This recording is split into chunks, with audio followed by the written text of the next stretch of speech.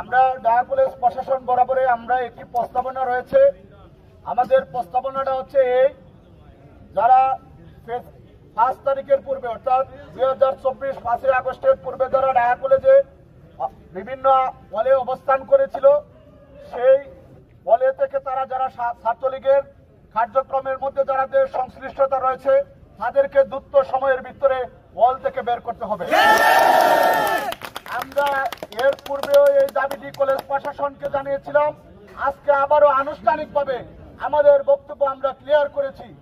5 তারিখের পূর্বে যারা হলে ছিল তারা কোনোভাবে ডাহা কলেজের হলে থাকতে পারবে না, এটি আমাদের স্পষ্ট বক্তব্য।